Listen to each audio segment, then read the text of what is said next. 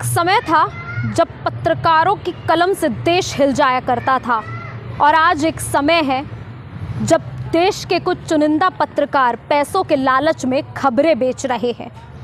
दरअसल मैं बात उन्हीं पत्रकारों की कर रही हूँ जो टेलीविज़न पर बैठकर बड़ी बड़ी शोखियाँ बघारते हैं और जब बात सच्चाई की आती है तो टीआरपी की रेस में सत्यता और मानवता का गला घोट देते हैं।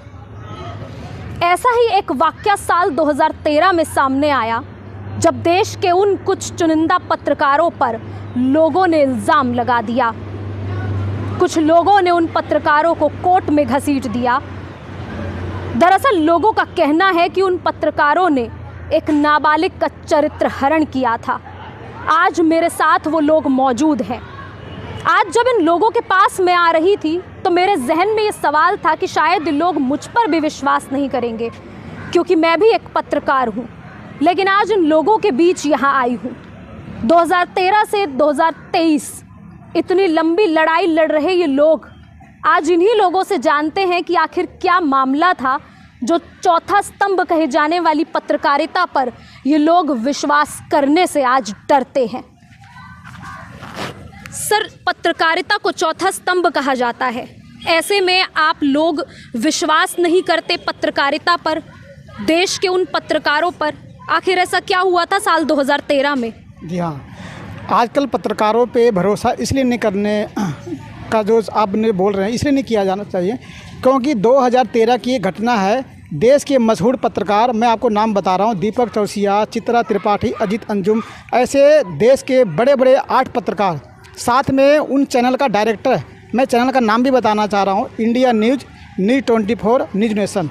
2013 में एक नाबालिग बच्ची की वीडियो को तोड़ मरोड़ कर दिखाया गया और ऐसा दिखाया गया कि आपको सुनकर बड़ा आश्चर्य होगा। मतलब मुझे बताने की हिम्मत नहीं पा रही है अब, लेकिन फिर मुझे बताना पड़ रहा है। उस बच्ची की जो माता पिता था, उनके माता पिता को एक लड़की का सप्लायर बताकर ऐसा पेश किया गया कि जैसे उस बच्ची को एक, जैसे बताते हैं ना कि एक कहीं लड़की का सप्लायर, ऐसा बताया। उनके घर को ऐसा दिखाया गया कि उनके घर में एक तरह से अश्लील का अड्डा पेश किया गया कि जैसे मानो कि उनके घर में गलत काम ही होते हैं। आप ज़रा कल्पना करो कि उस बच्ची के परिवार पर क्या बीता होगा। और मैं ये भी बताना चाह रहा हूँ कि ऐसे व्यक्ति के साथ जोड़कर दिखाया गया जो एक जाने माने एक चेहरा थे, आसाराम बापू। 13 में आप मीडिया से जुड़े इसलिए आपको अच्छे से पता है कि उस समय आसाराम बापू के बारे में बहुत सारे न्यूज़ चल रहा था और उस आसाराम बापू को बदनाम करने के लिए उस बच्ची को एक मोहरा बनाया गया और ऐसा पेश किया गया कि मानो कि एक लड़की का सप्लायर है, उनके जो मम्मी पापा है, उनके घर के पूरे परिवार को। तो ये मामला मैं बता रहा हूँ कि 2013 में सुप्रीम कोर्ट के आदेश पर ये मामला दर्ज होती है। उससे पहले मैं आपको बताऊँ कि 2013 में पालम बिहार थाने में 0 एफआईआर दर्ज हुई। 0 एफआईआर दर्ज होने के बाद जो गुड़गांव पुलिस है, इस मामले को टालने के आशय से इसको नोएडा ट्रांसफ़र कर दिया गया। नोएडा में जब पीड़िता परिवार और कुछ संगठन, हमारे जैसे संगठन जब वहाँ इकट्ठे हुए तो पुलिस अपनी जान बचाने के लिए फाइल को खूब एक तरह से दबाने का प्रयास किया गया। लेकिन मामला जो है ये पब्लिक में आ गई, जिसमें कि कई संगठनों का सहयोग मिला। आपको मैं बताऊं कि 15,000 की संख्या जब नोएडा के सड़कों पर उतरे, उसके बाद में भी वहाँ के जो बड़े बड़े आला अधिकारी थे कोई एक्शन नहीं लिया। उसके बाद यहाँ तक नहीं, उसके बाद में जो पीड़िता परिवार और संगठनों के सहयोग से सुप्रीम कोर्ट में जाना पड़ा और सुप्रीम कोर्ट के आदेश पर पुनः जो है ये मामला गुड़गांव पुलिस को ट्रांसफ़र किया गया। इसलिए क्योंकि बच्ची का जो घर जो है वो गुड़गांव है, इसलिए सुप्रीम कोर्ट ने बोला कि जो आपका जुडिक्शन बनता पीड़िता का वहाँ जाना। आप बताओ कि एक भारत का सबसे बड़ा न्यायालय सुप्रीम कोर्ट के आदेश पर 2015 में ये मामला दर्ज होती है पॉक्सो के तहत। पॉक्सो क्या है ये आप सबको पता है। पॉक्सो में ऐसा प्रावधान है कि अगर किसी व्यक्ति के ऊपर अगर पॉक्सो की धारा लगता है तो सबसे पहला प्राथमिकता ये होता है कि पुलिस उसको गिरफ्तार करके अंदर करे, सुप्रीम कोर्ट के आदेश पर। लेकिन 2015 से लेकर 2017 तक पुलिस ने इस केस में कुछ नहीं किया और यह बताकर केस को बंद कर दिया गया कि देश के जो मशहूर पत्रकार हैं वो पत्रकार उनको पुलिस को नहीं मिल पा रहा। उसके बाद में जब ये मामला तूल पकड़ा, सोशल मीडिया का ज़माना आपको पता है, जब ट्विटर पे, सोशल मीडिया पे जब इस मामले को उठाया गया तब पुलिस हरकत में आई। लेकिन बड़े बड़े मीडिया चैनलों के प्रभाव में आकर इस केस को मैं बताऊं कि 3 बार पुलिस ने केस बंद कर दिया, सिर्फ यही कहकर कि हमको आरोपी नहीं मिल रहा। आप बताओ कि देश के बड़े बड़े पत्रकार दिन रात टेलीविज़न पे बैठकर बड़े बड़े डिबेटें करते हैं, यहाँ की बड़े बड़े मंत्रियों को आकर अब जो दूसरे से सवाल करते हैं, लेकिन 2013 से लेकर 2017 तक इस फाइल में पुलिस ने कुछ नहीं किया। एक तरह से फाइल को ठंडे बस्ते में डाल दिया। मेरे जैसे छोटे मोटे जो संगठन है, जब उसमें इस केस में जब उनको पुलिस से जब गुहार लगाया, तब जाकर ये मामले को रीओपन किया गया। और मैं आपको ज़्यादा लंबी कहानी बताऊंगा, ज़्यादा देर हो जाएगा। मैं संक्षेप बताना चाहता हूं कि देश के मशहूर पत्रकार, एक तरफ तो पॉक्सो की हम बात करते हैं, आप देखते होंगे कि 2013 से लेकर आज 2022 कहीं भी किसी भी प्रकरण में अगर अभी आप देखिए कि भाई पॉक्सो, तो पॉक्सो में सीधा यही होता है भी पॉक्सो में गिरफ्तारी का प्रावधान। कितने पत्रकार थे इसमें? मैं बताऊं, इसमें करीब FIR में 15 लोगों का नाम है। दीपक चौसिया, चित्रा त्रिपाठी, अजीत अंजुम, सैयद सोहेल और राशिद, सुनील दत्त, अभिनव राज, और यहाँ तक कि न्यूज़ 24 का जो डायरेक्टर है अनुराधा प्रसाद, मुझे बताने की ज़रूरत नहीं है, अनुराधा प्रसाद वो शख्स है जो राजीव शुक्ला की पत्नी, जहाँ तक मुझे जानकारी है, जो कि राजनीतिक दलों से जुड़े हैं। तो अब आप ये समझ सकते हो कि 2013 से लेकर आज 2023 तक जो प्रक्रिया इसमें जो बिल्कुल दम ये कच्छियों की चाल से चला, क्योंकि इसमें देश के बड़े बड़े लोगों का नाम है जो राजनीतिक दलों से ताल्लुक़ रखते हैं। लेकिन अब कुछ उम्मीद बंदी है, क्योंकि मामला अब न्यायालय में आ गया।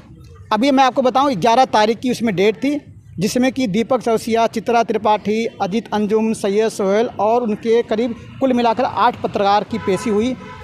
लेकिन इसमें सबसे बड़ा है कि अभी इसमें 10 पत्रकारों का नाम अभी आना बाकी है, लेकिन उन 10 पत्रकारों को पुलिस जानबूझकर बचाने का प्रयास कर रही है।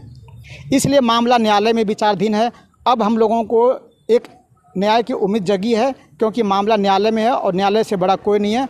तो अब इनको अगली जो तारीख है उसमें चार्ज पर बहस होना तय है। लेकिन उससे पहले मैं आपको बताना चाह रहा हूँ कि आप ज़रा सोचो कि इतने बड़े बड़े देश के पत्रकार के ऊपर एक मुकदमा चल रहा है, लेकिन जिस मीडिया की हम बात करते हैं, आप हो सकता है आप बुरा मत मानना, लेकिन जहाँ तक मीडिया की बात आती है कि जब इनकी खबरों को दिखाने की जब बारी आता है, तो आप देखते होंगे कि कहीं किसी न्यूज़ में नहीं आ रहा है खबर। लेकिन अगर वो किसी दूसरे व्यक्ति के बारे में हो, तो वही टेलीविज़न में बैठने वाले व्यक्ति इतना चिल्लाते हैं कि जैसे लग रहा है कि देश में एक हाहाकार मच गया हो। तो मैं संक्षेप में आपको बताया हूँ, बाकी कहानी तो बहुत लंबी है। तो सर, अब हरियाणा पुलिस से भी नाराज़गी है, क्योंकि हरियाणा पुलिस से आप कह रहे हैं कि सुनवाई नहीं हो रही।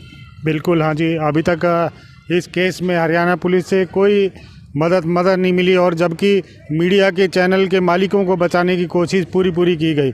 इसमें अभी जज साहब ने अभी 11 तारीख को जो कोर्ट में पेशी थी, उसमें एक रिपोर्ट पेश की थी SIT टीम द्वारा। वो उनको उसके बाद उन्होंने कहा कि हमारे पास इसके अलावा कोई रिपोर्ट नहीं है। अब तो सर जुर्माना भी लगा दिया। बिल्कुल, हाँ, अभी जज साहब ने उनके सामने SIT के अधिकारियों को जुर्माना अपने सामने कोर्ट में भेज दिया कि अभी जुर्माना की भर के आएँ और रसीद दिखाएं। तो सर 2013 से 2023 तक की लंबी लड़ाई लड़ रहे हैं आप। हमें न्यायालय पे पूरा विश्वास है। इतने भी ये भ्रष्ट मीडिया वाले हैं, इनको जल्द से जल्द गिरफ्तार करेंगे और उनको जल्द से जल्द दंड मिलेगा। आपसे बात, तो पत्रकारिता को तो चौथा स्तंभ कहा जाता है, विश्वास खत्म हो चुका है मतलब। नहीं, ऐसी बात नहीं। विश्वास के पर ही दुनिया आज भी कायम है। विश्वास तो हमें आज भी न्यायालय पे है, ये नहीं कि बिल्कुल विश्वास नहीं है। क्या करा जाए कि किसके ऊपर हम वो करें, मीडिया के ऊपर ना करें, फिर कार्यपालिका पे विश्वास करें, किस पे करें? हमें तो करना ही पड़ेगा। हम उसी की वजह से हम चल रहे हैं इस केस को आगे से आगे, और हम भी हाथ जोड़ के न्यायपालिका, कार्यपालिका, जितने भी हमारे बड़े बड़े मिनिस्टर लोग हैं, उनसे रिक्वेस्ट है कि हमारी इस सुनवाई को, हमारी इस एप्लीकेशन को सुनवाई की जाए और हमें जल्द से जल्द न्याय मिले। तो उम्मीद जताते हैं आपकी, आपको न्याय मिलेगा? बिल्कुल मिलेगा। भगवान के ऊपर और न्यायालय के ऊपर हमें पूरा विश्वास है कि हमें न्याय मिलेगा। हमारे साथ यहाँ पे कुछ महिलाएं भी हैं, क्योंकि महिलाओं का ये मामला था। आप बच्ची हैं और एक नाबालिग पर ही इल्ज़ाम लगा था। हाँ, ये इल्ज़ाम लगा है 2012-13 में। तो क्या उम्मीद है आपको, क्या कहेंगी आप कि न्याय मिलना चाहिए? न्याय मिलना चाहिए। अगर अभी न्याय नहीं मिलेगा तो आगे चलकर हर बेटी के साथ ऐसा हो सकता है, तो फिर सरकार क्या करेगी? तो सरकार पर सवाल है आपका? हाँ, सरकार पे सवाल है। सरकार एक तरफ कहती है बेटी बचाओ बेटी पढ़ाओ, फिर ऐसे में बेटी बचेगी कैसे? आप मीडिया से जुड़े हैं, मैं बोलना नहीं चाह रहा था, हो सकता है आपको भी तकलीफ हो। मुझे मीडिया से सबसे बड़ा शिकायत ये है कि एक तरफ टेलीविज़न में बैठकर बड़े बड़े नेताओं को बुलाकर सवाल जवाब करते हैं। आज जब देश के जो बड़े बड़े पत्रकारों की जब पेशी हो रही है तो वो सारे मीडिया कहाँ चले गए? क्यों इस पर डिबेट नहीं होती है? आखिर क्यों इस मामले को छुपाया जाता है? मैं आपको बता रहा हूँ कि वहाँ पर जो आम जनता अगर कोई सवाल पूछ लेता है, क्योंकि आपको पता है कि आज तक की सीनियर एंकर है चित्रा त्रिपाठी, जब वो कोर्ट में आती है, जब कोई व्यक्ति अनजान व्यक्ति भी उसको अगर पहचान कर जब उसको सवाल करते हैं तो ये बोलते हैं कि हम तो यहाँ पे किसी काम से आए हैं, रिपोर्टिंग से करने आए हैं। तो ये बताओ, जब एक बड़े बड़े पत्रकार जब झूठ बोलेंगे तो भरोसा तो स्वाभाविक है कि ख़त्म होना ही होना है। तो सबसे बड़ा सवाल है कि दूसरों से सवाल पूछने वाले व्यक्ति अब खुद, आपने देखे होंगे कि कई मीडिया आप जैसे ही कुछ जो यूट्यूब के लोग हैं वहाँ पर जब सवाल पूछते हैं तो जवाब देने से भाग जाते हैं। यहाँ तक कि उनकी सुरक्षा में जो हरियाणा पुलिस की बात करते हैं तो ये हरियाणा पुलिस को ऐसा लग रहा है कि उनको एक तरह से उनको सपोर्ट किया जा रहा। जबकि आपको मैं बताऊं, चार्जशीट में पुलिस का ऐसा कहना है कि दीपक चौरसिया और चित्रा त्रिपाठी देश के बड़े बड़े पत्रकार हैं, अगर इनकी हम गिरफ्तारी करेंगे तो देश में कानून व्यवस्था खराब हो सकता है। अब मुझे बताओ, इसी हरियाणा में राम रहीम के लाखों करोड़ों समर्थक हैं, रामपाल के लाखों करोड़ों समर्थक हैं। क्या हुआ, मुझे ज़्यादा बोलने की जरूरत नहीं है, लेकिन क्या राम रहीम बाबा को और रामपाल की गिरफ्तारी हुई कि नहीं? तो आज दीपक चौरसिया को गिरफ्तार करने से पुलिस की इतनी ऐसी क्या मजबूरी है कि पुलिस अपनी रिपोर्ट में ये बोलती है कि अगर हम इनकी गिरफ्तारी करेंगे तो देश में कानून व्यवस्था खराब हो जाएगी। आप इसी से अंदाज़ा लगाइए कि हरियाणा पुलिस का मंशा क्या है और हरियाणा सरकार की मंशा क्या है। तो मतलब मांग है आपकी कि पत्रकारों गलती माने? गलती नहीं, इसमें गलती की बात नहीं। हम चाहते हैं कि अब उसको सज़ा हो, जैसे कि दूसरों को एक सज़ा दिलाने का प्रयास करता न्याय, तो उसने भी एक नाबालिग बच्ची की ज़िंदगी को बर्बाद किया ना। आप ज़रा कल्पना करो ना कि 12-10 साल की बच्ची के बारे में अगर कोई राष्ट्रीय लेवल के चैनल पर अगर कोई दिन रात चलाए तो उस परिवार, उस बच्ची पे क्या बीता होगा। आप ज़रा इससे करो ना आप। और एक तरफ तो टेलीविज़न में जो डिबेटें होती है, आप देखते होंगे प्रतिदिन डिबेट होती है। क्यों होती है? देश में ऐसा हो रहा है, देश में ऐसा हो रहा है, तो क्यों भाई? समाज में जो एक मैसेज देना चाहते हैं, लेकिन इनके काले कारनामे, हकीकत तो ये कि इनके काले कारनामे जनता तक पहुंच नहीं पाती है, क्योंकि बड़े बड़े मीडिया के लोग उनकी करतूत को छुपाने का प्रयास करते हैं। ये तो आप जैसे जो है, जो आजकल सोशल मीडिया का ज़माना है, इसलिए आप साहस भी कर रहे हैं। हो सकता है कि कल आपके ऊपर भी प्रेशर आ सकता है, क्योंकि अभी तक ये देखा जा रहा है कि जो भी कोई प्रिंट मीडिया, इलेक्ट्रॉनिक मीडिया कोई छापने का या चलाने का प्रयास करता है तो उनके पास सीधा फ़ोन आता है। तो देश के कुछ चुनिंदा पत्रकारों पर से विश्वास उठ गया। हमारे साथ कुछ और भी महिलाएं हैं। मैम, नाबालिग पर इल्ज़ाम लगा था और देश के कुछ बड़े पत्रकारों ने ये इल्ज़ाम लगाया था। देखो, हमारे गुरुजी हमारे लिए भगवान है, हमें इतना विश्वास है।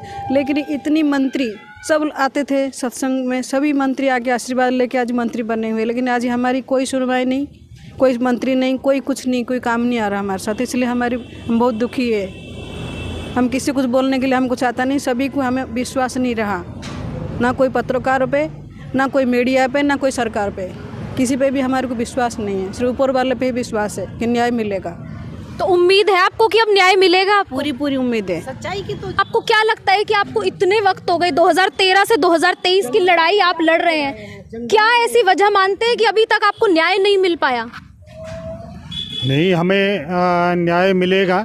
हम कानून पर पूरा विश्वास करते हैं। बीच के जो लोग हैं, बीच में पुलिसकर्मी भी हैं। लेकिन सर 2013 से 23 बहुत लंबा साल होता है, अब तक न्याय नहीं मिला इस बात में। तो हम संघर्षशील हैं और हम डेली अगर उसको फॉलोअप कर रहे हैं और काम जरूर होगा। आज नहीं तो कल जरूर हमारे पक्ष में फैसला आने वाला है। 4 फरवरी तारीख तय हुई है, क्या उम्मीद जताते हैं 4 फरवरी की? 4 तारीख को जितने आरोपी हैं और एसआईटी की टीम के जो मुजरिम हैं उन पर भी चार्ज तय होना बाकी है। वो कानून पर पूरा विश्वास है, वो लगेगा ज़रूर और हमारी जीत होगी। मीडिया के लोगों को सबको सज़ा होगी, मेरा अटल विश्वास है। 2013 से 2023 की लंबी लड़ाई लड़ रहे इन लोगों को 4 फरवरी की तारीख तय होने की उम्मीद है कि अब शायद 4 फरवरी को इन लोगों को न्याय ज़रूर मिलेगा। हालांकि अभी हम ये नहीं जानते कि कोर्ट 4 फरवरी को आखिर क्या फैसला सुनाएगा, लेकिन इन लोगों की उम्मीद अभी जिंदा है। अब देखना ये होगा कि 4 फरवरी को इन लोगों की उम्मीद जीतेगी या नहीं।